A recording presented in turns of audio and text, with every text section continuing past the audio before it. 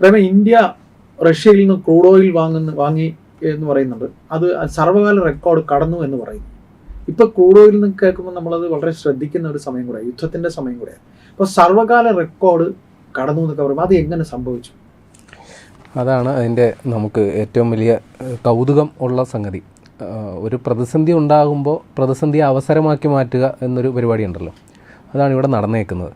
ഇപ്പോൾ നമ്മുടെ centre for research on energy and clean air CREA അവർ പുറത്തുവിട്ട കണക്ക് പ്രകാരം ഇന്ത്യയുടെ റഷ്യൻ ക്രൂഡ് ഓയിൽ ഇറക്കുമതി സർവകാല റെക്കോർഡ് എത്തി എന്ന് പറയുന്നു. ജൂൺ മാസത്തെ കണക്കാണ് പുറത്തു വന്നിരിക്കുന്നത്, കഴിഞ്ഞ മാസത്തെ കണക്കാണ് പുറത്തു വന്നേക്കുന്നത്. അത് മാർച്ചിനെ അപേക്ഷിച്ച്, അതായത് തൊട്ട് മുമ്പത്തെ മാസത്തെ അപേക്ഷിച്ച് 34% വർധനവുണ്ട് എന്ന് പറയുന്നു. അപ്പോൾ മൊത്തം കണക്ക് പറയുമ്പോൾ ഇന്ത്യ റഷ്യയിൽ നിന്ന് വാങ്ങിയ ഹൈഡ്രോ കാർബൺസ്, ചുരുക്കി പറഞ്ഞാൽ ഫോസിൽ ഇന്ധനങ്ങൾ, അതിപ്പോൾ ക്രൂഡ് ഓയിലാകാം, കൽക്കരിയാകാം, പെട്രോളിയം അധിഷ്ഠിത ഉൽപ്പന്നങ്ങൾ എന്തും ആട്ടെ, അങ്ങനെ മൊത്തത്തിൽ 5.5 ബില്യൺ യൂറോയുടെ സാധനങ്ങൾ നമ്മൾ റഷ്യയിൽ നിന്ന് വാങ്ങി, അല്ലെങ്കിൽ നമ്മൾ അങ്ങോട്ട് കൊടുത്തു. ഇത് അതിൻ്റെ 83% ക്രൂഡ് ഓയിലാണ്, ബാക്കിയുള്ളത് കൽക്കരിയായിട്ടും ഉണ്ട്, പിന്നെ പെട്രോളിയം ഉൽപ്പന്നങ്ങൾ ബൈ പ്രൊഡക്ട്സ് ആയിട്ടുള്ളതും ഉണ്ട്. അത് അങ്ങനെയാണ് ഈ 5.5 ബില്യൺ യൂറോയുടെ ഇടപാട് നടന്നിരിക്കുന്നത്. അത് കഴിഞ്ഞ ജൂണിൽ, അതായത് ഇപ്പോൾ വന്ന കണക്ക് പ്രകാരം ഇത് ചൈനയ്ക്ക് ശേഷം രണ്ടാം സ്ഥാനത്ത്, അതായത് മൊത്തം വാങ്ങലിൽ ചൈനയാണ് ഒന്നാം സ്ഥാനത്തുള്ളത്, ഇന്ത്യ രണ്ടാം സ്ഥാനത്തുണ്ട് എന്നും പറയുന്നുണ്ട്. പിന്നെ ഇത് മൊത്തം ക്രൂഡ് ഇറക്കുമതി 5.4% വർധനവ് ഇപ്പോൾ ഉണ്ടായിട്ടുണ്ട്.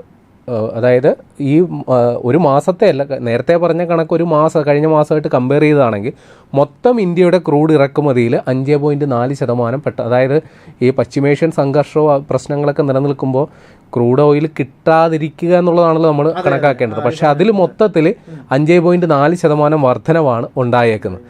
ഇനി ചില റിഫൈനറികളുടെ കാര്യം പറയാം.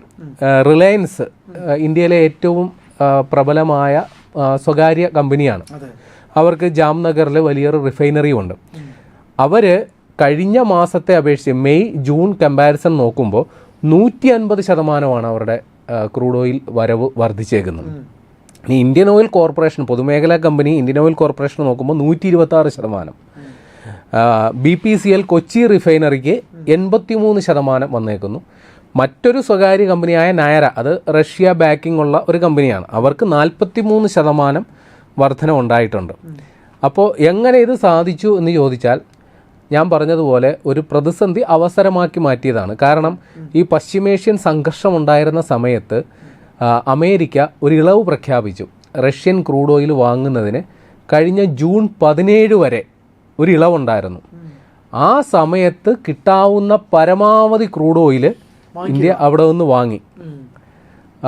പ്രതിദിന വരവ് ഏതാണ്ട് 26,60,000 ബാരൽ മുതൽ 27 ലക്ഷം ബാരൽ എന്ന കണക്കാണ് ഇന്ത്യ അവിടെ നിന്ന് കൊണ്ടുവന്നിരുന്നത്. ചുരുക്കി പറഞ്ഞാൽ ഇന്ത്യയുടെ ക്രൂഡ് ഓയിൽ ഇറക്കുമതിയുടെ, അതായത് നേരത്തെ ഒരു റഷ്യയിൽ നിന്ന് ക്രൂഡ് ഓയിൽ കൊണ്ടുവരുന്നൊരു സമയം ഉണ്ടായിരുന്നല്ലോ, ആ സമയത്ത് ഇന്ത്യയുടെ മൊത്തം ഇറക്കുമതിയുടെ 49% വരെ വന്നിരുന്നുള്ളൂ. പക്ഷേ ഇപ്പോൾ ഈ പ്രതിസന്ധി ഘട്ടത്തിൽ മൊത്തം ഇന്ത്യയുടെ ക്രൂഡ് ഓയിൽ ഇറക്കുമതിയുടെ 53%-ലധികം റഷ്യൻ ക്രൂഡ് ഓയിലാണ് ഇപ്പോൾ വന്നുകൊണ്ടിരിക്കുന്നത്. മാത്രമല്ല, റഷ്യയിൽ നിന്ന് ഈ ക്രൂഡ് ഓയിൽ ഇങ്ങനെ സംഭരിക്കുന്ന ഒരു ഇത് കൂടെ നമുക്കുണ്ടായിരുന്നല്ലോ, നമ്മൾ അതിനെക്കുറിച്ച് ഒരിക്കൽ സംസാരിച്ചിട്ടുണ്ട്. അല്ല, അത് റഷ്യൻ ക്രൂഡ് ഓയിൽ ഇവിടെ സംഭരിക്കുന്ന പരിപാടി തൽക്കാലം ഇപ്പോൾ ഇല്ല. നമ്മൾ സംഭരിക്കുന്ന മുഴുവൻ മിഡിൽ ഈസ്റ്റിലെ ക്രൂഡ് ഓയിലാണ്. കാരണം അതിവിടെ സൂക്ഷിച്ച് വെച്ച് കഴിഞ്ഞാൽ അത് ലൈറ്റ് സ്വീറ്റ് ക്രൂഡ് എന്ന് പറയും. അത് പ്രോസസ്സ് ചെയ്യാനുള്ള റിഫൈനറി സിസ്റ്റമാണ് നമുക്കുള്ളത്. പക്ഷേ റഷ്യൻ ക്രൂഡ് ഓയിൽ നമുക്ക് ഇങ്ങനെ സംഭരിച്ച് വെക്കുന്നതിലും നല്ലത് അപ്പോഴപ്പോൾ തന്നെ പ്രോസസ്സ് ചെയ്ത് വിപണിയിലേക്ക് എത്തിക്കുക എന്നുള്ളൊരു തന്ത്രമാണ് നമ്മൾ എടുത്തത്. കാരണം വില കുറഞ്ഞ ക്രൂഡ് ഓയിലാണ് കിട്ടുന്നത്. അത് പെട്ടെന്ന് പ്രോസസ്സ് ചെയ്ത് പെട്ടെന്ന് ലാഭം ഉണ്ടാക്കുക. പിന്നെ മറ്റൊന്നുകൂടിയുണ്ട്, റഷ്യ ക്രൂഡ് ഓയിൽ നമുക്ക് തരുമ്പോൾ തന്നെ ഒരു കണ്ടീഷനും കൂടി വെച്ചിരുന്നു. അവിടുത്തെ റിഫൈനറികൾ മറ്റേ യുക്രൈൻ കയറി അടിച്ച് നാശമാക്കി കളഞ്ഞു. അപ്പോൾ അവർക്ക് ക്രൂഡ് ഓയിൽ പ്രോസസ്സ് ചെയ്യാൻ പറ്റുന്നില്ല. അപ്പോൾ നമ്മൾ ഇവിടെ കൊണ്ടുവന്ന് പ്രോസസ്സ് ചെയ്തിട്ട് പെട്രോളിയം ഉൽപ്പന്നങ്ങൾ റഷ്യക്ക് തിരിച്ചു കൊടുത്തിട്ടുണ്ട്. അതുമാത്രമല്ല, അമേരിക്ക പോലും റഷ്യൻ ക്രൂഡ് ഓയിൽ പ്രോസസ്സ് ചെയ്ത ഉൽപ്പന്നങ്ങൾ ഇന്ത്യയിൽ നിന്ന് കൊണ്ടുപോയിട്ടുണ്ട്. പിന്നെ കഴിഞ്ഞ ദിവസമാണ് UK, അമേരിക്കയുടെ സഖ്യരാജ്യമാണ് UK, ഇവിടുന്ന് പ്രോസസ്സ് ചെയ്ത റഷ്യൻ ക്രൂഡ് ഓയിൽ പ്രോസസ്സ് ചെയ്ത് കിട്ടിയ ജെറ്റ് എൻജിൻ, ജെറ്റ് ഫ്യുവൽ, അത് ഇളവുകളോടെ അവിടെ സ്വീകരിച്ചത്. അപ്പോൾ ഈ കൺട്രി ഓഫ് ഒറിജിൻ എന്ന് പറയുന്ന ഒരു ടെക്നിക്കൽ ടേമുണ്ട്. ഇപ്പോൾ റഷ്യയിൽ നിന്ന് വാങ്ങുന്നതിനാണ് ഉപരോധ പ്രശ്നങ്ങളുള്ളത്. അതേ സാധനം ഇന്ത്യയിൽ കൊണ്ട് പ്രോസസ്സ് ചെയ്താൽ അതിൻ്റെ ഉറവിടം ഇന്ത്യയായി മാറി, റഷ്യയല്ല. കൺട്രി ഓഫ് ഒറിജിൻ എന്ന് പറയുന്നത് അതാണ്. ഈ കയറ്റുമതി കപ്പൽ ഗതാഗതത്തിൽ അതാണ് നോക്കുക. അപ്പോൾ ആ ഒരു പഴുതുപയോഗിച്ചിട്ടാണ് ഈ പരിപാടി മുഴുവൻ നടക്കുന്നത്. ഇനി മൊത്തത്തിൽ പറയുകയാണെങ്കിൽ ഇതേ സമയത്ത് റഷ്യയ്ക്കും വലിയൊരു നേട്ടമുണ്ടായി, അങ്ങനെ തന്നെ പറയാം. പക്ഷേ ആ നേട്ടം അത്രത്തോളം ഉണ്ടായോ എന്ന് പറയുന്നതിലും ചെറിയ പ്രശ്നങ്ങളുണ്ട്. കാരണം റഷ്യയുടെ കയറ്റുമതിയിൽ 14% വർധനമാണ് ഉണ്ടായത്. അതായത് റഷ്യ ഉപരോധം നേരിടുന്ന ഒരു രാഷ്ട്രമാണ്. ഇന്ത്യയും ചൈനയും ഒക്കെയാണ് അവിടെ നിന്ന് ഉപരോധങ്ങൾ പോടാവില്ലേ എന്ന മൈൻഡ് ചെന്നിട്ട് അവിടെ നിന്ന് ക്രൂഡ് ഓയിൽ കൊണ്ടുവന്നിരുന്നത്. പക്ഷേ ഈ അമേരിക്ക കഴിഞ്ഞ ജൂൺ 17 വരെ ഇളവ് കൊടുത്ത ആ ഒരു ആനുകൂല്യം റഷ്യയ്ക്കും ഗുണകരമായി. അവരുടെ മൊത്തം കയറ്റുമതിയിൽ 14% വർധന ഉണ്ടായിട്ടുണ്ട്. പക്ഷേ വരുമാനത്തിൽ 8% കുറയുകയാണ് ചെയ്തത്. അതിന് കാരണം മുൻകാലങ്ങളിൽ റഷ്യൻ ക്രൂഡ് ഓയിലിന് വില നിയന്ത്രണം ഉണ്ടായിരുന്നില്ല. പക്ഷേ ഇപ്പോൾ അവർക്ക് വില നിയന്ത്രണമുണ്ട്. അതുകൊണ്ട് അളവ് വർദ്ധിച്ചെങ്കിലും വരുമാനത്തിൽ അവർക്ക് കുറവാണ് ഉള്ളത്. അതായത് ഒരു ദിനം പെർ ഡേ അവരുടെ കളക്ഷൻ എന്ന് പറയുന്നത് 348 മില്യൺ യൂറോയാണ്. ദശലക്ഷം, മില്യൺ എന്ന് പറഞ്ഞാൽ ദശലക്ഷം യൂറോയാണ് കിട്ടുന്നത്. അത് നേരത്തെ പറഞ്ഞതുപോലെ 8% കുറവാണ്. മുൻകാലങ്ങളിലേക്ക് 8% കുറവാണ്. പിന്നെ മൊത്തം കയറ്റുമതിയിൽ, ഇത് ഒരു മാസത്തെ കാര്യമാണ് പറയുന്നത്, മൊത്തം കയറ്റുമതിയിൽ 7% വർധന. മാസം കണക്ക് നോക്കുമ്പോൾ 14 ആണെങ്കിൽ മൊത്തം നോക്കുമ്പോൾ 7%. പ്രതിദിന വരുമാനം നോക്കുമ്പോൾ 1% കുറവാണ് കണക്കാക്കുന്നത്. നേരത്തെ 8%, മാസക്കണക്കിൽ നോക്കുമ്പോൾ 8% ആണെങ്കിൽ ടോട്ടൽ നോക്കുമ്പോൾ 1% കുറവ്. പ്രതിദിന വരുമാനം മുൻപ് അവർക്ക് 734 ദശലക്ഷം യൂറോയായിരുന്നു എന്നാണ് പ്രതിദിന വരുമാനത്തിൽ കണക്കാക്കി വെക്കുന്നത്. ഇനി എന്തുകൊണ്ട് ഇപ്പോൾ നമ്മുടെ കഴിഞ്ഞ 17-ാം തീയതിക്ക് ശേഷം അമേരിക്ക അവരുടെ എല്ലാത്തരം ഇളവുകളും പിൻവലിച്ചിരുന്നു. ഹോർമൂസ് ആ പ്രതിസന്ധി ഒക്കെ ഏതാണ്ട് പരിഹരിക്കപ്പെട്ടൊരു സമയം. ഇപ്പോൾ വീണ്ടും യുദ്ധം തുടങ്ങിയത് വേറെ കാര്യം. പക്ഷേ ആ സമയത്ത് രണ്ട് രാജ്യങ്ങൾ തമ്മിൽ ധാരണയായി, വെടിനിർത്തൽ ധാരണയായി, യുദ്ധം ഏതാണ്ട് അവസാനിച്ചു എന്ന പ്രതീതി വന്നപ്പോൾ കഴിഞ്ഞ 17-ാം തീയതിക്ക് ശേഷം ഈ പ്രശ്നങ്ങളൊന്നുമില്ല. അപ്പോൾ റഷ്യ ഒരു തന്ത്രം പ്രയോഗിച്ചു. അവർക്ക് നേരത്തെ ഈ യുദ്ധം നിലനിൽക്കുന്ന സമയത്ത് റഷ്യ അല്ലാണ്ട് മറ്റു ഓപ്ഷൻ ഒന്നും ഇല്ലായിരുന്നു.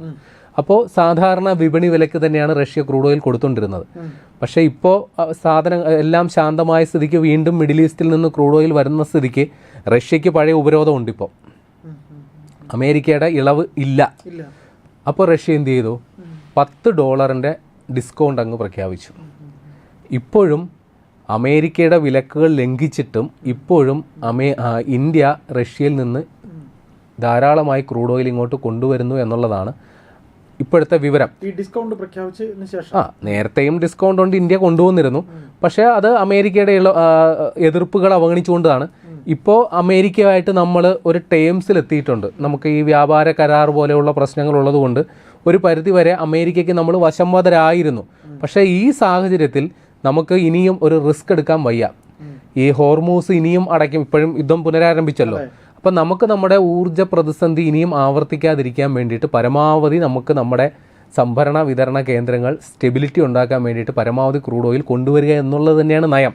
അമേരിക്കയുടെ ഭീഷണികൾ നമ്മൾ തൽക്കാലം വകവയ്ക്കുന്നില്ല. അപ്പോൾ അതെങ്ങനെ സാധിക്കും? അതിനൊരു വഴിയുണ്ട്. ഈ അന്താരാഷ്ട്ര കപ്പൽ ചാലുകളിൽ ഷിപ്പ് ടു ഷിപ്പ് ട്രാൻസ്ഫർ എന്ന് പറയുന്നൊരു പരിപാടിയുണ്ട്. റഷ്യൻ കപ്പലുകൾ ഒരു കാരണവശാലും ഇന്ത്യൻ തീരത്തേക്ക് വരുന്നില്ല. പകരം അവർ ക്രൂഡ് ഓയിലും കൊണ്ട് വരുന്നു. അത് കടലിൽ എവിടെയോ വെച്ച് മറ്റൊരു കപ്പലിലേക്ക് പകർത്തുന്നു. ആ രീതിയിലാണ് അത് നമ്മുടെ രാജ്യത്തേക്ക് അതെ, ആ രീതിയിലുള്ള പരിപാടികളൊക്കെ ചെയ്താണ് ഇപ്പോൾ ഇന്ത്യയിലേക്ക് ക്രൂഡ് ഓയിൽ വരുന്നത് എന്നുള്ളത് കൂടി മനസ്സിലാക്കി വെക്കണം. അപ്പോൾ ചുരുക്കി പറഞ്ഞാൽ നമ്മുടെ ഈ നിലവിലെ സാഹചര്യം വെച്ച് നോക്കുമ്പോൾ ഈ നമ്മുടെ ഹോർമൂസ് പ്രതിസന്ധി ഉണ്ടായ ഒരു ഘട്ടത്തിൽ ലോകത്തെമ്പാടും ഇന്ധന പ്രതിസന്ധി ഉണ്ടായപ്പോൾ അതിനെ ഫലപ്രദമായി നേരിട്ട ഈ ഒരു അവസ്ഥയിലേക്ക് പോകും. അതെ ഫലപ്രദമായി നേരിട്ട ഏക രാജ്യം ഇന്ത്യയാണ്. അമേരിക്കയിൽ പോലും ഈ കുഴപ്പങ്ങളൊക്കെ ഉണ്ടാക്കിയ അമേരിക്കയിൽ പോലും വലിയ രീതിയിലുള്ള ഇന്ധന വിലവർധനം ഉണ്ടായി. ആ സമയത്ത് നമുക്ക് ഒരു പരിധി വരെ ഇന്ധന വിലവർധനവും തടഞ്ഞു നിർത്താൻ സാധിച്ചു. പിന്നെ ഇപ്പോൾ ആ വർദ്ധിപ്പിച്ച വില പിൻവലിക്കുന്നതിനെ കുറിച്ചുള്ള ചർച്ചകളും ഇപ്പോൾ പുരോഗമിക്കുന്നുണ്ട്. പക്ഷേ നിലവിൽ കാര്യങ്ങൾ സ്റ്റേബിൾ ആണ്. ഇപ്പോൾ ഒരു നേരത്തെ പോലെ ഒരു ഭീതിയുള്ള ഒരു അന്തരീക്ഷം നിലവിലില്ല. ഒരാശങ്ക തൽക്കാലം ഇല്ല എന്ന് തന്നെ പറയാം. നേരത്തെ ഒരു ആശങ്ക ഉണ്ടായിരുന്നു. അതുകൊണ്ടാണ് പ്രധാനമന്ത്രി പ്രസ്താവനയൊക്കെ നടത്തിയത്, നിങ്ങൾ കുറച്ച് ജാഗ്രത വേണമെന്ന്. ഇപ്പോൾ ഇതുവരെ പ്രസ്താവന വന്നിട്ടില്ലല്ലോ, അതിനുശേഷം പിന്നെ പ്രസ്താവന ഇല്ലല്ലോ. അപ്പോൾ നമ്മുടെ കരുതൽ ശേഖരത്തിൽ ഇപ്പോൾ നമ്മൾ ഒരു സുരക്ഷിതാവസ്ഥയിൽ എത്തിയിട്ടുണ്ട് എന്നുള്ളത് കൂടി നമ്മൾ മനസ്സിലാക്കണം. പക്ഷേ നമ്മൾ ഒരാശങ്ക ഇല്ലാതില്ല, ഒരു സാധ്യത കാണുന്നുണ്ട്. അതുകൊണ്ട് ബദൽ സാധ്യതകളെക്കുറിച്ചും നമ്മൾ അന്വേഷിക്കും. ഇപ്പോൾ UAE-യുമായിട്ടൊക്കെ ഒരു കരാറൊക്കെ ഉണ്ടാക്കിയത് ഇതിൻ്റെ പശ്ചാത്തലത്തിലാണ്. അപ്പോൾ നേരത്തെ ചേട്ടൻ പറഞ്ഞതുപോലെ ഇവിടെ സംഭരിക്കാൻ വേണ്ടിയുള്ള പദ്ധതികളുണ്ട്. അത് UAE-യിൽ നിന്ന് കൊണ്ടുവരുന്ന ക്രൂഡ് ഓയിലായിരിക്കും ഇവിടെ. UAE, ഖത്തർ, സൗദി അറേബ്യ അതേപോലുള്ള രാജ്യങ്ങളിൽ നിന്നുള്ള ക്രൂഡ് ഓയിലായിരിക്കും നമ്മളിവിടെ സ്റ്റോർ ചെയ്യുക. ഒരു പക്ഷേ ഈ അമേരിക്കയുടെ ഉപരോധ ഭീഷണികളൊക്കെ അസ്തമിക്കുന്ന ഒരു ഘട്ടത്തിൽ ഇറാനിൽ നിന്ന് പോലും ക്രൂഡ് ഓയിൽ ഇങ്ങോട്ടേക്ക് എത്തിയേക്കും. ഏതായാലും റഷ്യയുടെ കാര്യത്തിൽ ഇപ്പോൾ വളരെ അനുകൂല ഒരു സാഹചര്യമുണ്ട്. ഏറ്റവും വലിയ ഒരു റെക്കോർഡ് ഇറക്കുമതി ക്രൂഡ് ഓയിലിൻ്റെ കാര്യത്തിൽ അല്ലെങ്കിൽ പെട്രോളിയം അല്ലെങ്കിൽ ഫോസിൽ ഇന്ധനങ്ങളുടെ കാര്യത്തിൽ ഉണ്ടായിട്ടുണ്ട് എന്നുള്ളതാണ് വാസ്തവം.